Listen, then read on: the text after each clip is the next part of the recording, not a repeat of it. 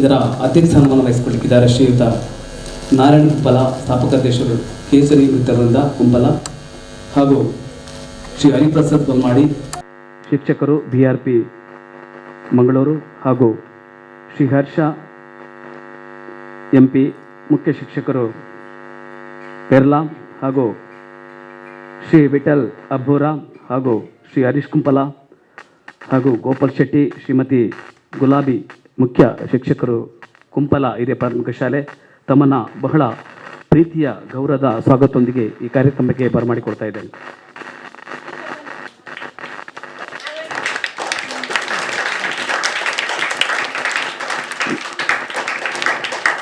ಈ ಒಂದು ಶಿಬಿರ ಸುಮಾರು 16 ವರ್ಷಗಳನ್ನು ಪೂರೈಸಿದೆ. ಬೇರೆ ಬೇರೆ ಶಾಲಾ ಮಕ್ಕಳು ಕೂಡ ಈ ಶಿಬಿರದಲ್ಲಿ ಸುಮಾರು 16 ವರ್ಷಗಳ ಕಾಲದ ನಂತರ ಬೇರೆ ಬೇರೆ ಶಾಲೆಯ ಮಕ್ಕಳಿಗೆ ವಿವಿಧ ಕಲೆಗಳನ್ನು ಬೋಧಿಸುವ ಪ್ರಕ್ರಿಯೆಯನ್ನು ಹೊಂದಿಕೊಂಡು ಈ ಒಂದು ಶಿಬಿರವನ್ನು ನಾವು ಹಮ್ಮಿಕೊಂಡಿದ್ದೇವೆ.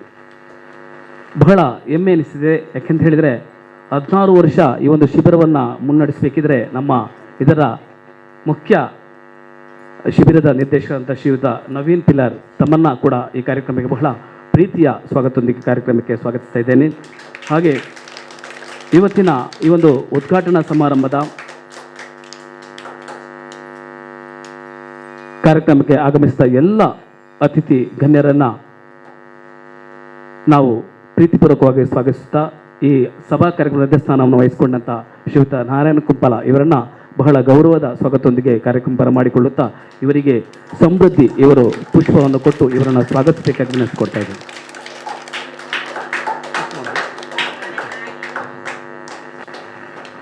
ನಾವು ಯಾವುದೇ ಕಾರ್ಯಕ್ರಮವನ್ನು ಆರಂಭಿಸಿ ಮಾಡಬೇಕಿದ್ರೆ ನಮಗೆ ದೇವರ ಆಶೀರ್ವಾದ ಅನುಗ್ರಹ ಅತಿ ಅಗತ್ಯ. ಈ ನಿಟ್ಟಿನಲ್ಲಿ ದೇವರನ್ನು ಪ್ರಾರ್ಥಿಸುವ ಪ್ರಾರ್ಥನೆಯೊಂದಿಗೆ ಕಾರ್ಯಕ್ರಮ ಆರಂಭ. ಇದೀಗ ಸಮೃದ್ಧಿ, ಪೂರ್ವಿ, ಶ್ರೀದೇವಿ, ಕೃಪಾ ಮತ್ತು ಭೂಮಿಕಾ ಹಾಗೂ ದಿಶಾ ಪ್ರೇಕ್ಷಿತ ಇವರಿಂದ ಪ್ರಾರ್ಥನೆ.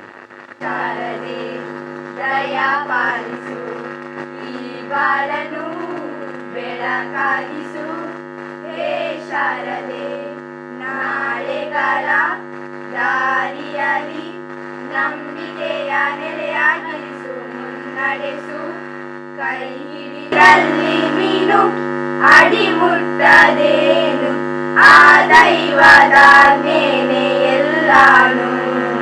ಹೇ ಶಾರದೆ ದಯ ಪಾಲಿಸು, ಈ ಬಾಳನು ಬೆಳಕಾಗಿಸು ಹೇ ಶಾರದೆ. ಶಾಲಾಭಿವೃದ್ಧಿ ಸಮಿತಿಯ ಪರವಾಗಿ ಹಾಗೂ ಶಿಬಿರಾರ್ಥಿಗಳ ಪರವಾಗಿ ತುಂಬುವುದದ ಸ್ವಾಗತವನ್ನು ಬಯಸ್ತಾ ಇದ್ದೇನೆ. ಇವರಿಗೆ ಸಮೃದ್ಧಿರವರು ಪುಷ್ಪವನ್ನು ಕೊಟ್ಟು ಇವರನ್ನ ಸ್ವಾಗತಿಸಬೇಕಾಗಿ ವಿನಂತಿಸಿಕೊಳ್ತಾರೆ. ಹಾಗೆ ಇನ್ನೊಬ್ಬರು ಅತಿಥಿಗಳು ಶ್ರೀ ಹರಿಪ್ರಸಾದ್ ಬಲ್ಮಾಡಿ, ಶಿಕ್ಷಕರು ಹಾಗೂ BRP ಮಂಗಳೂರು, ತಮ್ಮನ್ನು ಕೂಡ ಈ ಕಾರ್ಯಕ್ರಮಕ್ಕೆ ಬಹಳ ಪ್ರೀತಿಯ ಸ್ವಾಗತವನ್ನು ಬಯಸ್ತಾ ಇದ್ದೇನೆ. ಇವರಿಗೆ ಪೂರ್ವಿರವರು ಹೂಕೊಟ್ಟು ಇವರನ್ನ ಸ್ವಾಗತಿಸಬೇಕಾಗಿ ವಿನಂತಿಸಿಕೊಳ್ತಾರೆ.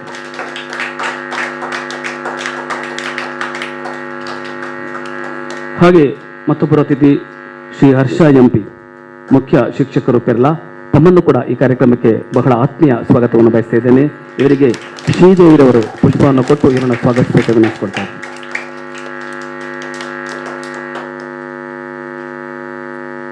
ಹಾಗೆ ಈ ಕಾರ್ಯಕ್ರಮದ ಮತ್ತೊಬ್ಬರು ಅತಿಥಿ ಶ್ರೀಮತಿ ಗುಲಾಬಿ, ಮುಖ್ಯ ಶಿಕ್ಷಕರು ಸರ್ಕಾರಿ ಪ್ರಾಥಮಿಕ ಶಾಲೆ ಕುಂಪಲ, ತಮ್ಮನ್ನು ಕೂಡ ಈ ಕಾರ್ಯಕ್ರಮಕ್ಕೆ ಸ್ವಾಗತಿಸ್ತಾ ಇದ್ದೇನೆ. ನಮಗೆ ಪ್ರೇಕ್ಷಿತ ಇವರು ಪುಷ್ಪವನ್ನು ಕೊಟ್ಟು ಇವರನ್ನು ಸ್ವಾಗತಿಸಬೇಕಾಗಿ ವಿನಂತಿಸ್ಕೊಳ್ತಾ ಇದ್ದಾರೆ. ಹಾಗೆ ಈ ಶಿಬಿರದ ನಿರ್ದೇಶಕರು ಶ್ರೀಯುತ ನವೀನ್ ಪಿಲ್ಲರ್, ತಮ್ಮನ್ನು ಕೂಡ ಈ ಕಾರ್ಯಕ್ರಮಕ್ಕೆ ಸ್ವಾಗತಿಸ್ತಾ ಇದ್ದೇನೆ. ನಮಗೆ ಶ್ರೀಯುತ ವೀಣಾ ಇವರು ಪುಷ್ಪವನ್ನು ಕೊಟ್ಟು ಇವರನ್ನು ಸ್ವಾಗತಿಸಬೇಕಾಗಿ ವಿನಂತಿಸ್ಕೊಳ್ತಾ ಇದ್ದೇನೆ.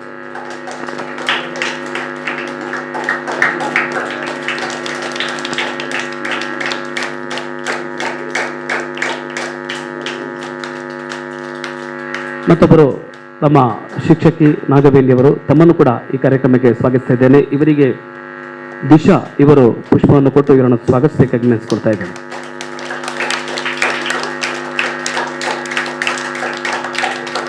ಹಾಗೆ ಮುಂದೆ ಈ ಕಾರ್ಯಕ್ರಮದ ಶಿಬಿರದ ಉದ್ಘಾಟನಾ ಸಮಾರಂಭ ದೀಪ ಬೆಳಗುವುದರ ಮೂಲಕ ಈ ಕಾರ್ಯಕ್ರಮಕ್ಕೆ ಉದ್ದೀಪನದ ಉದ್ಘಾಟನೆ ಕೊಡಬೇಕಾಗಿ ವೇದಿಕೆಯಲ್ಲಿರುವ ಎಲ್ಲ ಅತಿಥಿ ಗಣ್ಯರನ್ನು ವಿಜ್ಞಾಪಿಸುತ್ತಿದ್ದೇನೆ. ಹಾಗೆ ಎಲ್ಲ ಅತಿಥಿ ಗಣ್ಯರು ದೀಪ ಬೆಳಗುವುದರ ಮೂಲಕ ಕಾರ್ಯಕ್ರಮ ಉದ್ಘಾಟನೆ ಮಾಡಬೇಕಾಗಿ ವಿನಂತಿಸಿ.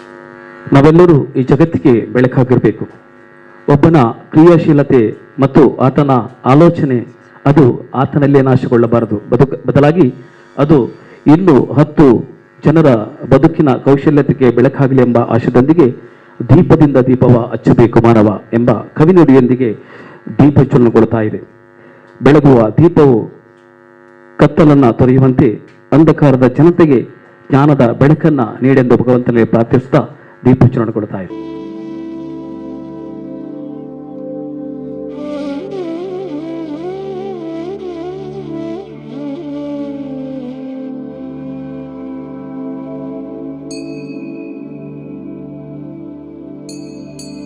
ಇವರಿಗೆ ಶುಭಾರಿಸಬೇಕಾಗಿ ನಮ್ಮ ಶ್ರೀ ಹರ್ಷ ಎಂ ಇವರನ್ನ ವೇದಿಕೆಗೆ ನಾನು ಮೈಕ್ ಪಾಯಿಂಟ್ಗೆ ಆಹ್ವಾನಿಸ್ತಾ ಇದ್ದೇನೆ.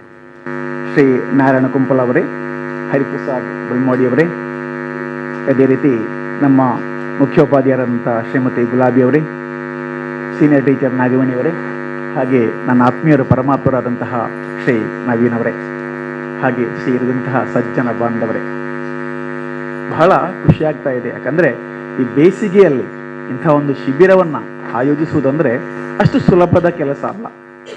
ಅದರಲ್ಲಿ ವಿಶೇಷವಾಗಿ ನನ್ನಂಥವ್ರನ್ನ ಆಹ್ವಾನಿಸುವ, ಯಾಕಂದರೆ ಶಿಬಿರದಲ್ಲಿ ಆಹ್ವಾನಿಸಲಿಕ್ಕೆ ಇಲ್ಲಿ ಬರಬೇಕಾದ್ರೆ ಅದಕ್ಕೊಂದು ಅರ್ಹತೆ ಬೇಕು.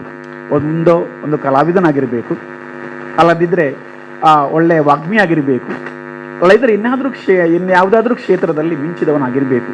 ನಾನು ಯಾವುದೂ ಅಲ್ಲ, ಸಾಮಾನ್ಯ ಒಂದು ಶಾಲೆಯ ಮುಖ್ಯೋಪಾಧ್ಯಾಯ. ಈ ಮುಖ್ಯೋಪಾಧ್ಯಾಯನಿಗೆ ನಮ್ಮ ಊರಲ್ಲೊಂದು ಒಳ್ಳೆ ವ್ಯಾಖ್ಯಾನ ಇದೆ. ನಾವು ಕೆಲವರು ಸಿಟ್ಟು ಬಂದಾಗ ಹೆಡ್ಡ ಮಾಸ್ಟರು ಅಂತ ಹೇಳ್ತೇವೆ ನಾವು. ಹೌದು, ಕೆಲವು ಸಲ ಅದು ಅನ್ವರ್ಥನಾಮ ಹೆಡ್ಡ ಮಾಸ್ಟರು. ಯಾಕಂದ್ರೆ ಕೆಲವು ಸಲ ನಮ್ಮ ಶಾಲೆಯ ಒಳಿತಿಗಾಗಿ ನಾವು ಕೇಳಿದ್ರು ಕೂಡ ಹೆಡ್ಡತನವನ್ನ ಅಭಿನಯಿಸಬೇಕಾಗ್ತದೆ. ಇನ್ನು ಕೆಲವರು ಹೇಳ್ತಾರೆ ಮುಖ್ಯೋಪಾಧ್ಯಾಯರ ಬದಲು ಮುಖ್ಯೋಪಾಧ್ಯಾಯರು ಹೇಳಿಕೊಂಡು. ಕೆಲವು ಸಲ ಈ ಮುಖ್ಯೋಪಾಧ್ಯಾಯರು ಉಪಾಧ್ಯಾಯರಾಗ್ತಾರೆ. ಯಾಕಂದ್ರೆ ಈಗ ನೋಡಿ, ನಮ್ಮ ಆ ಕಡೆ ಎಲ್ಲ ಸಾಕಷ್ಟು ಹಣ ಬರ್ತಾ ಇದೆ. ಈಗ ಕಾಸರಗೋಡಲ್ಲಿ ಹೊಸ KDP ಅಂತ ಅಂದರೆ ಕಾಸರಗೋಡು ಡೆವಲಪ್ಮೆಂಟ್ ಪ್ಯಾಕೇಜ್ ಅಂತ ಇದೆ. ಹಾಗೆ ಶಾಲೆಗಳಿಗೆ ಕೋಟಿಗಟ್ಟಲೆ, ಈಗ ನಮ್ಮ ಶಾಲೆಗೆ ಕಳೆದ ವರ್ಷ 1 ಕೋಟಿ ಬಂತು, ಈ ವರ್ಷ ಪುನಃ 80 ಲಕ್ಷ ಪಾಸಾಗಿದೆ. ಇದರಲ್ಲಿ ಕಮಿಷನ್ನ ಗಿಟ್ಟಿಸಿಕೊಂಡು ಉಪಾಧ್ಯಾಯರು ಇರ್ತಾರೆ, ಅವರಿಗೆ ಅದು ಅನ್ವರ್ಥ ಆಗ್ತದೆ. ಆದರೆ ನಮ್ಮಂಥವರಿಗೆ ಅದರಲ್ಲಿ ಕೆಲವರು ಪ್ರಾಮಾಣಿಕ ಅಧ್ಯಾಪಕರು ಇರ್ತಾರೆ, ಅವರಿಗೆ ಇದು ಯಾವುದು ಬಾಧಕ ಆಗೋದಿಲ್ಲ. ಏನೇ ಇರಲಿ, ನಮ್ಮ ಮುಖ್ಯೋಪಾಧ್ಯಾಯರು ಇಲ್ಲಿದ್ದಾರೆ, ಅವರಿಗೆಲ್ಲ ಇದು ವಿಷಯ ಗೊತ್ತಿರಬಹುದು. ಏನೇ ಇರಲಿ, ಈ ಅಧ್ಯಾಪಕರನ್ನ ಹೇಗೆ ವ್ಯಾಖ್ಯಾನಿಸ್ತಾರೆ ಅನ್ನೋದಕ್ಕೆ ನಾನು ಹೇಳಿದೆ ಅಷ್ಟೇ. ಇದು ಯಾಕಂದ್ರೆ ಒಂದು ಅಧ್ಯಾಪಕ ಹೇಗಿರಬೇಕು, ಯಾರು ಗುರು, ನಾವು ಪ್ರತ್ಯೇಕ ಅಧ್ಯಾಪಕನಿಗೆ ಭಾರತೀಯ ಸಂಸ್ಕೃತಿಯಲ್ಲಿ ಕೊಟ್ಟಷ್ಟು ಸ್ಥಾನವನ್ನ ಖಂಡಿತವಾಗಿ ಬೇರೆ ಯಾವುದೇ ಸಂಸ್ಕೃತಿ ಕೊಡಲಿಲ್ಲ. ಅಧ್ಯಾಪಕರೇ ನಾವು ಏನು ಹೇಳ್ತೇವೆ, ಗುರು ಅಂತ ಹೇಳ್ತೇವೆ. ಏನು ಗುರು ಅಂದ್ರೆ, ಗುಕಾರಸ್ಯ ಅಂಧಕಾರಸ್ಯ ರುಕಾರಸ್ಯ ಏನು ರುಕಾರಸ್ಯ ತನ್ನಿರೋಧಕ ಹೇಳಿಕೊಂಡು. ಗುಕಾರ ಅಂದ್ರೆ ಅಂಧಕಾರ, ರುಕಾರಸ್ಯ ಅಂದ್ರೆ ಅದನ್ನು ನೀಗಿಸುವಂಥದ್ದು. ಅಂದ್ರೆ ಅಂಧಕಾರವನ್ನ ನೀಗಿಸಿ ಜ್ಞಾನದ ಬೆಳಕನ್ನು ಕೊಡುವಂತವ ಗುರು, ಅಧ್ಯಾಪಕ. ಆ ಶ್ರೇಷ್ಠ ಪರಂಪರೆ ನಮಗಿದೆ ನೋಡಿ. ಮಹಾಭಾರತ ಕಾಲದಿಂದಲೇ ನೋಡಿ, ಗುರುಗಳು ಯಾವತ್ತೂ ಕೂಡ ಅವರ ಮಕ್ಕಳನ್ನ ಬೆಳೆಸಲಿಲ್ಲ, ಬದಲಾಗಿ ಶಿಷ್ಯರನ್ನ ಬೆಳೆಸಿದ್ದಾರೆ. ಯಾವ ಶ್ರೇಷ್ಠ ಗುರುವಿನ ಮಗನು ಕೂಡ ಶ್ರೇಷ್ಠ ಆಗಲಿಲ್ಲ, ಬದಲಾಗಿ ಆ ಗುರುವಿನ ಶ್ರೇಷ್ಠ ಶಿಷ್ಯ ಗುರುವನ್ನೇ ಮೀರಿಸಿದ್ದಾನೆ. ಒಬ್ಬ ಗುರುವಾಗಬೇಕಾದ್ರೆ ಆ ಶಿಷ್ಯ ಅವನನ್ನು ಮೀರಿಸಬೇಕಂತೆ. ಹಾಗಾದರೆ ಮಾತ್ರ ಆ ಗುರುವಿನ ಪ್ರಾಧಾನ್ಯ, ಅವನ ಔನ್ನತ್ಯ ಮತ್ತು ಮೇಲಕ್ಕೆ ಇರ್ತದೆ ಅಂತ ನಮ್ಮ ದಾರ್ಶನಿಕರು ಹೇಳಿದ್ದಾರೆ. ನೋಡಿ, ಏನು ಗುರು ಅಂದರೆ ನಾನು ಹೇಳಿದೆ, ಕೇವಲ ಕಲಿಸುವುದಲ್ಲ, ತನ್ನಲ್ಲಿದ್ದದ್ದನ್ನು ಅದಕ್ಕಿಂತಲೂ ಮಿಗಿಲಾಗಿ ಮಗುವಿಗೆ ರವಾನಿಸೋದ, ಸಂಕ್ರಮಿಸುವವ, ಆ ಸಾಧ್ಯವಾಗುವ ಮಾತ್ರ ಗುರು. ಅಲ್ಲ ಇದ್ರೆ ಗುರು ಅಲ್ಲ, ಕೇವಲ ಅಧ್ಯಾಪಕ. ನನಗೇನು ಗೊತ್ತುಂಟೋ ಅದಕ್ಕಿಂತಲೂ ಮಿಗಿಲಾಗಿ ಒಬ್ಬ ಆ ಮಗುವಿಗೆ ಹೇಳಲಿಕ್ಕೆ ಸಾಧ್ಯ ಆದರೆ ಅದು ಆ ಗುರುವಿನ ಹಿರಿಮೆ.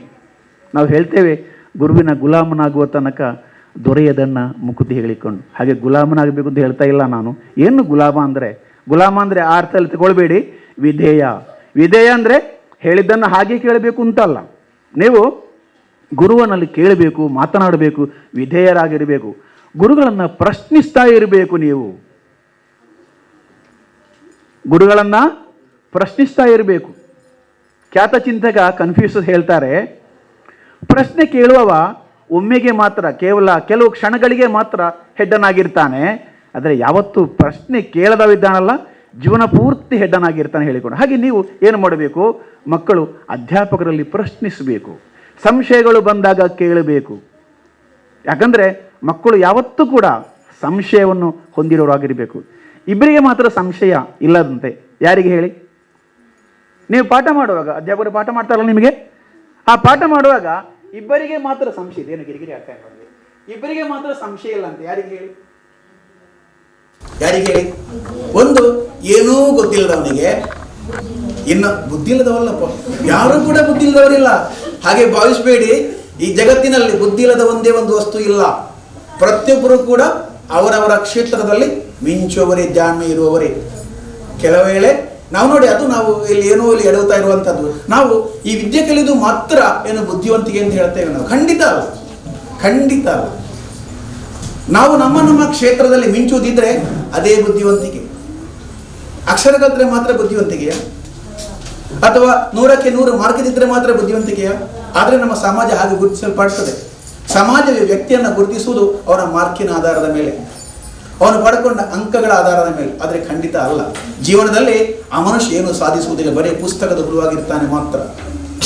ಆದರೆ ಒಂದು ಸವಾಲುಗಳನ್ನು ಎದುರಿಸಬೇಕು. ಏನು ಶಿಕ್ಷಣ ಅಂದರೆ? ನಮಗೆ ಬರುವ ಸವಾಲುಗಳನ್ನು ಎದುರಿಸಿ ಅದನ್ನು ದಿಟ್ಟವಾಗಿ ದಾಟಿ ಮುಂದೆ ಹೋಗುವನೇ ನಿಜವಾದ ಏನು ಶಿಕ್ಷಣವನ್ನು ಪಡೆದಂಥವ, ಅವ ಬುದ್ಧಿವಂತ. ಈಗ ನೋಡಿ, ಏನಾದರೂ ಸಮಸ್ಯೆ ಬಂದರೆ ನಮಗೆ ಕೊನೆಯ ದಾರಿ ಎಂಥದ್ದು? ಹೋಗಿ ಹಗ್ಗ ಕೊಡೋದು ಅಲ್ವಾ? ನೋಡಿ, ಎಷ್ಟು ಸಣ್ಣ ಏನು ಕ್ಷುಲ್ಲಕ ಕಾರಣಕ್ಕೆ ನಾವು ಆತ್ಮಹತ್ಯೆ ಮಾಡ್ತೇವೆ. ಯಾಕೆ? ನಮಗೆ ಸವಾಲನ್ನು ಎದುರಿಸಲಿ ನಮ್ಗೆ ಗೊತ್ತಿಲ್ಲ, ಕಷ್ಟಗಳನ್ನ ಅನುಭವಿಸಿ ನಮ್ಗೆ ಗೊತ್ತಿಲ್ಲ. ಈಗ ನಾವು ಕೇವಲ ಸುಖದಲ್ಲಿ ಮಾತ್ರ ಬಾಳ್ತಾ ಇದ್ದೇವೆ. ಹೌದಲ್ಲ? ಹೌದಲ್ಲ? ನಿಮ್ಗೆ ಯಾರಿಗೆ ಕಷ್ಟ ಎಂದೇನು ಗೊತ್ತುಂಟ? ಏನು ಕಷ್ಟ? ಹಬ್ಬ ಎಷ್ಟು ಗೊತ್ತೇ ಮಾರೆ, ನಾನು ಎಷ್ಟು ಕಷ್ಟಪಟ್ಟೆ. ಇದು ಕಷ್ಟವ ಅಲ್ಲ. ಜೀವನದಲ್ಲಿ ಬರುವ ಕಷ್ಟವನ್ನು ಅನುಭವಿಸಿಯೇ ಇಲ್ಲ ನಾವು. ಆದ್ರಿಂದ ನಾವು ಸವಾಲುಗಳನ್ನು ಎದುರಿಸಲಿಲ್ಲ.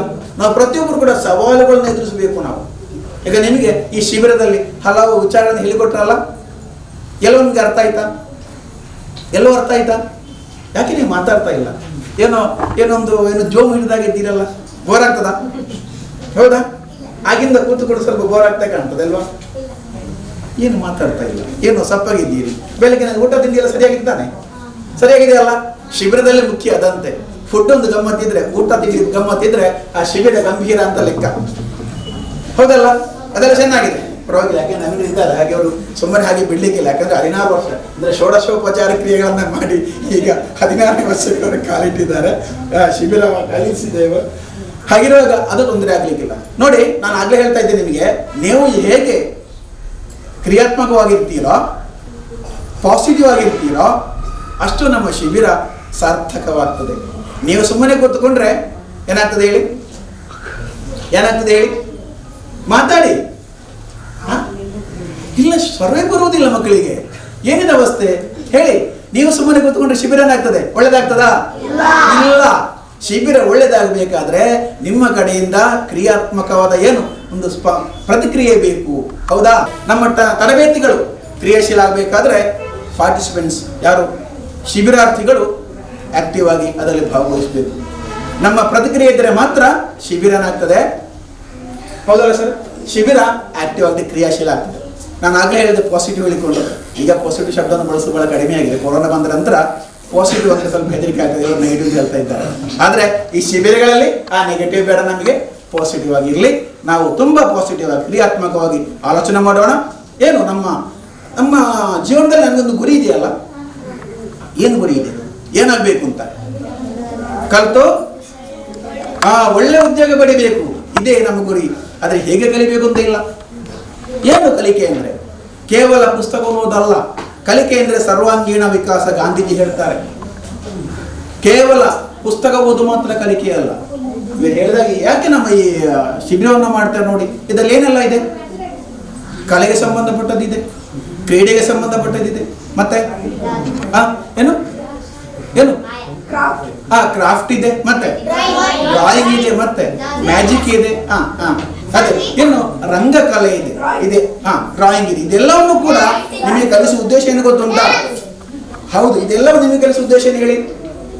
ನಿಮ್ಮಲ್ಲಿ ಕೆಲವರಿಗಾದರೂ ಈ ಕೆಲವು ಕಲೆಗಳಲ್ಲಿ ಆಸಕ್ತಿ ಇರ್ಬೋದು, ಇದರಲ್ಲಿ ನೀವು ಉನ್ನತಿಯನ್ನು ಸಾಧಿಸ್ಬೋದು ಏನು, ಮತ್ತೆ ಇದರಲ್ಲಿ ದೊಡ್ಡ ರಂಗಕಲಾಕಾರರಾಗಿಯೋ ಅಥವಾ ಜಾದೂಗಾರರಾಗಿ ಮಿಂಚಬಹುದು.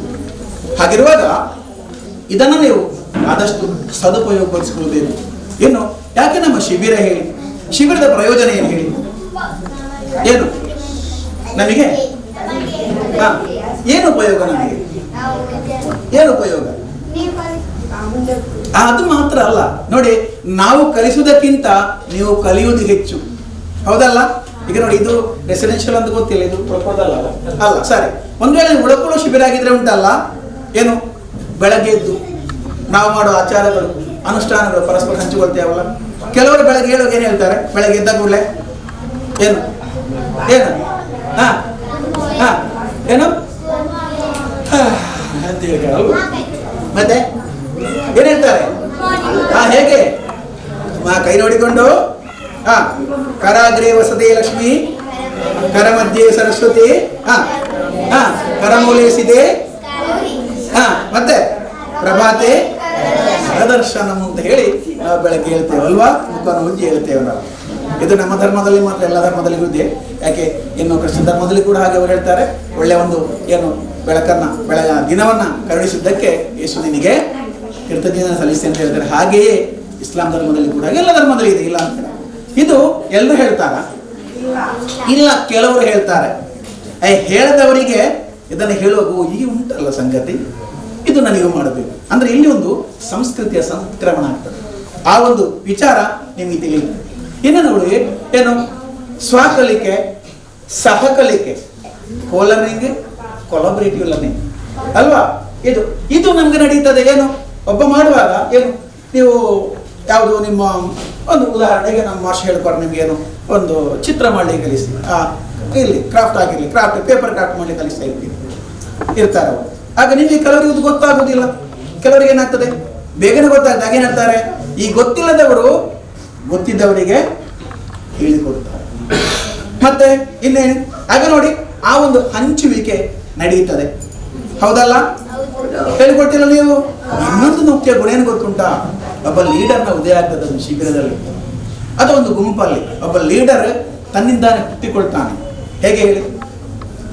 ಹೇಗೆ ಎಲ್ಲ ಕೆಲಸಗಳನ್ನು ಬಹಳ ಅಚ್ಚುಕಟ್ಟಾಗಿ ಮಾಡಿಕೊಂಡು, ಹೇಳುವವರಿಗೆ ಹೇಳಿಕೊಂಡು, ಕೇಳೋದನ್ನ ಕೇಳಿಕೊಂಡು ಒಬ್ಬ ವ್ಯಕ್ತಿ ಇರ್ತಾನೆ ಅಲ್ಲಿ. ಹಾಗೆ ಒಂದು ಲೀಡರ್ ತನ್ನಷ್ಟೇ, ಒಂದು ನಾಯಕ ತನ್ನಷ್ಟಕ್ಕೆ ಉದಯ ಆಗ್ತಾನೆ ಒಂದು ಶಿಬಿರದಲ್ಲಿ. ಇನ್ನೊಂದು ಏನು, ಮಾನವೀಯತೆ ಅನ್ನೋದು ನಮ್ಮ ಈ ಶಿಬಿರದಲ್ಲಿ ಏನು ಮಾನವೀಯತೆ ಅಂದ್ರೆ ಗೊತ್ತಿಲ್ಲ, ನನಗೂ ಗೊತ್ತಿಲ್ಲ ಅದೀಗ. ಯಾಕಂದ್ರೆ ನಮಗೆ ಯಾರಿಗೂ ಗೊತ್ತಿಲ್ಲ ವಿಚಾರ ಮಾನವೀಯತೆ ಅನ್ನೋದು ಎಂತ ಹೇಳಿ. ಮಾನವೀಯತೆ ಅಂದ್ರೆ ಯಾರಿಗಾದ್ರೂ ಗೊತ್ತುಂಟಾ? ಇಲ್ಲ. ಮಾನವ ಧರ್ಮ ಅಲ್ಲ. ಈಗ ಮಾನವ ಅಧರ್ಮಿಗಳೇ ಧರ್ಮ ಅಲ್ಲ. ಮಾನವೀಯತೆ ಅಂದ್ರೆ ಏನು? ನಮ್ಮ ಸಹಜೀವಿಗಳಲ್ಲಿರುವ ಸ್ನೇಹ, ಪ್ರೀತಿ, ದಯೆ, ಅನುಕಂಪ ಅಲ್ವಾ? ಹಾಗಾದ್ರೆ ಎಂತ ಜೀವಿ ಎಂತದ್ದು? ಏನು ಜೀವಿ ಅಂದ್ರೆ? ಮನುಷ್ಯನ ಒಬ್ಬರು ಮಾಸ್ಟರ್ ಪಾಠ ಮಾಡ್ತಾ ಇದ್ರಂತೆ, ಹಾಗೆ ಕೇಳಿದ್ರಂತೆ, ಮಕ್ಕಳೇ ಏನು ಜೀವಿ ಅಂದ್ರೆ? ಆಗ ಒಬ್ಬ ಹುಡುಗಿ ಹೇಳ್ತಾನಂತೆ, ಜೀವ ಇರುವುದೆಲ್ಲ ಜೀವಿ ಹೇಳಿಕೊಂಡು. ಹಾಗಾದ್ರೆ ಪ್ರಾಣ ಇರುವುದು ಪ್ರಾಣಿ. ಆಗ ಅಧ್ಯಾಪಕರಿಗೆ ಸ್ವಲ್ಪ ಮತ್ತೊಬ್ಬ ಖುಷಿ ಆಯ್ತು, ಅವನು ಕೇಳಕು ಅಂತ ಹೇಳಿದ್ರಂತೆ. ಹಾಗಾದ್ರೆ ಸತ್ತ ಮೇಲೆ ಹೆಣ ಸರ್. ಯಾಕೆ? ಸತ್ತ ಮೇಲೆ ಭೇದ ಇಲ್ಲ, ಅಲ್ಲೆಲ್ಲ ಒಂದೇ ಅಲ್ವೋ? ಅದೆಲ್ಲ ಹೆಣ. ಈಗ ಭೇದ ಇಲ್ಲಿ ಬದುಕಿರುವಾಗ ಮಾತ್ರ ಅಲ್ವ ನಮಗೆ. ಶ್ರೀಮಂತರು, ಏನು ಬಡವರು, ಅವ ಕಪ್ಪು, ಇವ ಬಿಳಿ ಅಲ್ವಾ? ಅವ ಕೆಳಗೆ, ಇವ ಮೇಲೆ, ಬದುಕಿರುವಾಗಲ್ವಾ? ಸತ್ತ ಮೇಲೆ ಎಲ್ಲರೇನು? ಎಲ್ಲರೂ ಹೆಣ್ಣಗಳೇ ಅಲ್ವಾ? ಎಲ್ಲರೂ ಕೂಡ ಹಾಗೆ ಹೇಳ್ತೇವ? ಏನು ಇಲ್ಲ, ಎಲ್ಲರೂ ಒಂದೇ. ಹಾಗೆ ಈ ಸಮಾನತೆಯನ್ನ ತೋರಿಸುವಂಥದ್ದು ನಮ್ಮ ಈ ಶಿಬಿರಗಳು. ಅಲ್ಲಿ ಸಮಾನತೆಯನ್ನು ರೂಪಿಸಲಿಕ್ಕೆ ಸಾಧ್ಯ. ಉದಾಹರಣೆಗೆ ನಿಮ್ಮ ಕ್ಯಾಂಪಲ್ಲಿ ಕ್ರೀಡೆ ಉಂಟಲ್ಲ, ಓದುವಾಗ, ಓಡುವಾಗ, ಆಡುವಾಗ ಒಬ್ಬ ಬಿದ್ದು ಬಿಡೋದೊಳಿ ಕಾಲಿಗೆ ಸ್ವಲ್ಪ ಗಾಯ, ಏನು ಮಾಡ್ತೀರಿ ನೀವು? ಹಾಗೇನೆ ಅಂಚನೆ ಹೇಳ್ತೀರಾ? ಮತ್ತೆ ಏನ್ ಹೇಳ್ತೀರಿ ನೀವು? ಅವ ಹೇಳಿದ್ದಾನಲ್ವಾ? ಅವ ಹೇಳಿದ್ರೆ ಶಿಬಿರ ಬಿಟ್ಟು ಹೋಗುವ ಬದಲಾಗ್ತಾನೆ. ಏನ ಏನ್ ಹೇಳ್ತೀರಿ ನೀವು? ಅಯ್ಯೋ ಪಾಪ ಬಿದ್ದ ಅಂತ ಹೇಳ್ಕೊಂಡು ಏನ್ ಮಾಡ್ತೀರಿ? ಎಬ್ಬಿಸ್ಕೊಂಡು ಬರ್ತೀರಿ. ಮತ್ತೆ ಮತ್ತೆ ಹೌದು, ಪ್ರಥಮ ಚಿಕಿತ್ಸೆದ ಶುಶ್ರೂಷೆಯನ್ನ ಮಾಡ್ತೀವಿ, ಹೌದಲ್ಲ? ಇದನ್ನ ಕಲಿಯದಿದ್ರೆ ಈ ಕ್ಯಾಂಪ್ ಅಥವಾ ಈ ಶಿಬಿರ ಕಲಿಯುವಾಗ ನೀವು ಕಲಿತೀರಿ ಅಲ್ವಾ? ಇದಕ್ಕೆ ನಾವು ಮಾನವೀಯತೆ ಅಂತ ಹೇಳುವಂಥದ್ದು. ಆದ್ರೆ ಅದೀಗ ನಮ್ಮ ಈ ಮನುಷ್ಯ ಇದರಲ್ಲಿ ಯಾವುದರಲ್ಲಿ ಜನಾಂಗದಲ್ಲಿ ಕಡಿಮೆ ಆಗ್ತಾ ಹೋಗ್ತಾ ಇದೆ.